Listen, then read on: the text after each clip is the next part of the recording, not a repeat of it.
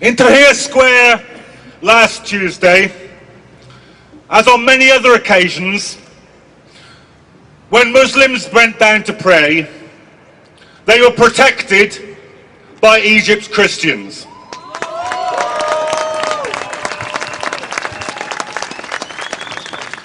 Tomorrow, I've just received this message from my friends in Tahrir Square right now.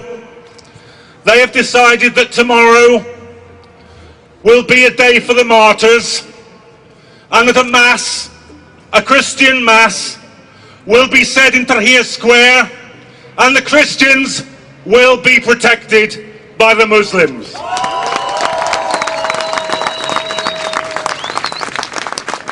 So my message to David Cameron today is this: don't lecture us about British values. I'm interested in Egyptian values. I'm interested in the values of the Egyptian revolution.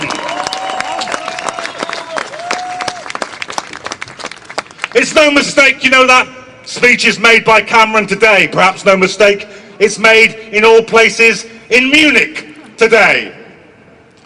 Because the BBC rants this morning about the threat of the Muslim Brotherhood taking over in Egypt, and at the same time the Prime Minister of Britain is ranting in Munich about the threat from the enemy within.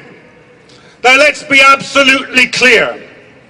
What every Muslim I talked to said in Egypt, what every Christian I said to talked in Egypt, what every socialist I talked to said in Egypt, what every trade unionist I talked to in Egypt said, this is a people's revolution against the plutocrats, the murderers, the torturers, the globalizers, the corporations. That's the revolution in Egypt.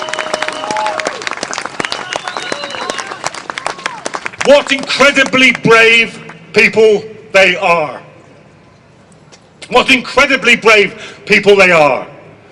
Organised so brilliantly. When I went into Tahrir Square, as Tarek said, there was cooperation between the army, at least some of the rank and file soldiers.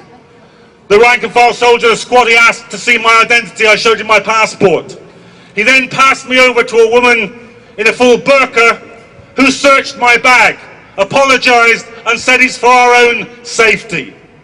Now I recommend this policy to the British Airports Authority. I would feel safer if instead of searching women in burqas, they allowed women in burqas to do the searching. That would be a value worth having in Britain today. And we all know what the link is between this and war. Because just imagine this for a moment. Just conduct now in your own mind this small thought experiment. What if there had been no war in Iraq? What if there had been no million dead, no occupation? What would now, after Tunis, after Cairo, after Egypt, what would the headline that we would be reading say? I think it would say this: Saddam Hussein's regime shaken to its foundations by mass demonstrations in Baghdad. That's what it would be reading. And that is the way that we would be dealing with all the Arab dictators. It is people power. It is the power of revolution. It is the power of self-organization, which is the only way that it is worth getting rid of dictators. Now, the Egyptian revolution, as we speak, is on a knife edge. We've seen it this week, the beauty of the revolution occupying Tahrir Square, the ugliness, the depravity, the brutality of those mobs of plainclothes policemen, of hired thugs trying to drive the revolutionaries off the square. And then that fantastically brave response as they pushed them all the way down Tahrir Square and out the exit by the Egyptian Museum. And then yesterday, the masses returning and holding the square.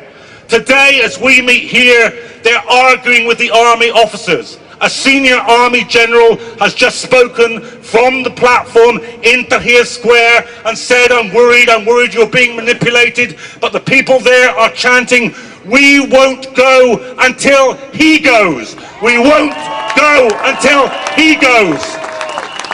The soul, the heart, the existence of the Egyptian revolution is at stake, and every last thing that we can do, every last protest, every last meeting, every last letter, every last message, you must do it, because this revolution is a profound revolution. It can alter the whole imperial architecture of the Middle East. It can deal at one moment the single biggest blow that could be delivered to Islamophobia. It can give a beacon of hope to working people and poor people the globe over.